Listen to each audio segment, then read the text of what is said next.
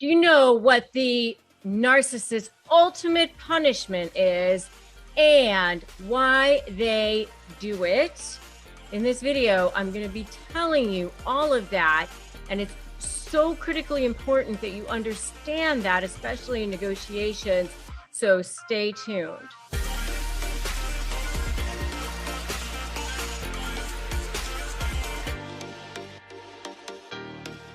I am Rebecca Zung. I am a narcissist negotiation expert. I'm a lawyer, and I teach you the secrets, the tips and tricks on how to powerfully negotiate with narcissists. So if that is something you want to do, I invite you to subscribe to this channel and hit that notification bell. Okay, so let's talk about why narcissists dish out that ultimate punishment, or what that ultimate punishment is and why they do it. So first of all, let's talk about the beginning of the relationship with a narcissist. So they start off at the beginning of the relationship, basically conditioning you. So they are testing you. They want to make sure that you are going to be a good source of supply. So they start off obviously with that love bombing stage, as all narcissists do.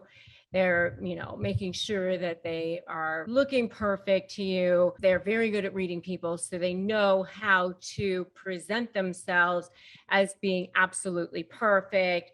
They have that kind of chameleon quality of themselves to present themselves to be absolutely amazing to whoever it is that they need to do that for at the beginning.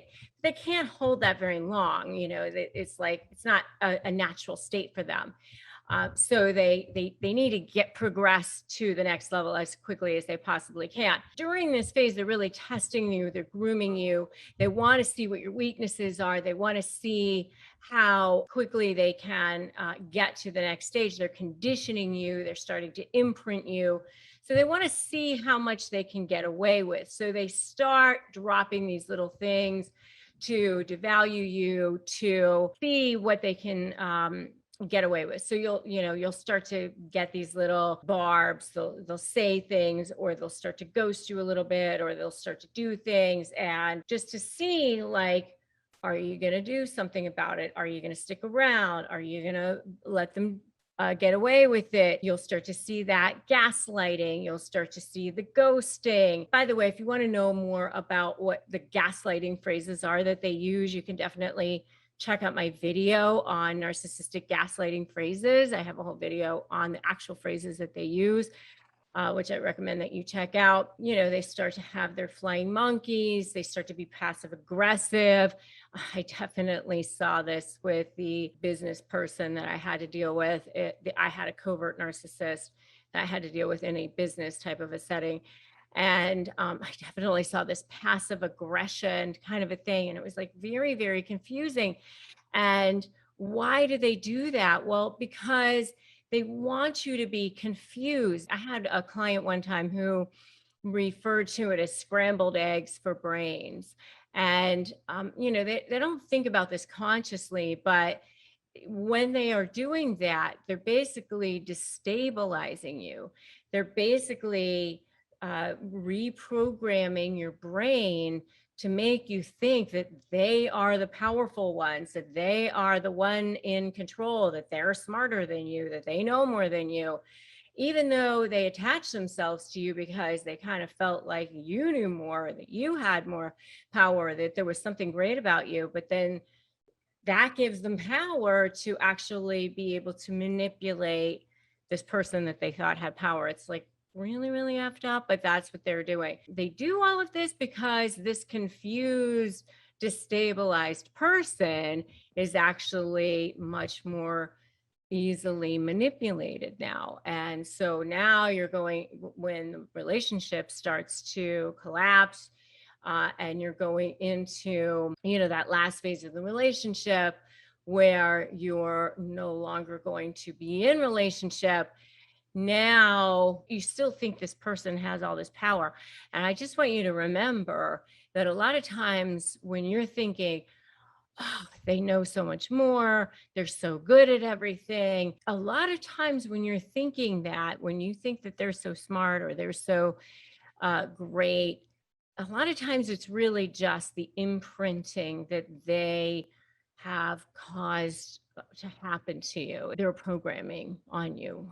I just want you to know that because they're trying to have your own sense of self removed, and a lot of times, depending on how long you've been in relationship with this person, it's worked. I mean, how many times have I've worked with people where they've said, I don't even recognize myself anymore. This is not who I am. This is not what, how I used to be. I didn't used to feel like this about myself, but, that's what happens. So when the relationship comes to an end during this kind of discard phase, they really want to hurt you.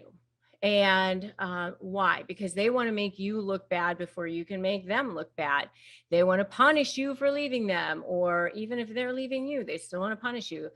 Because, with a narcissist, it's you're either for them or against them. It's all very black and white with them. And if I'm right so far, and you know that I am, give me a so right in the comments right now. Just, slip me that so right. All right. So what are their ultimate punishments? Anything that they know is your Achilles heel, anything they know is your weakness. If it's a divorce situation, it's going to be your kids, or, anything that they know is that one thing. So number 2 is anything they know that you want. So if you've said, I want this, then they're going to make sure they go after that. I mean, that's what happened with me. I had this sort of business relationship with a particular person, and I had mentioned, oh, I definitely want to make sure I maintain a certain thing. Well, that was the one thing that she made sure that, she went after.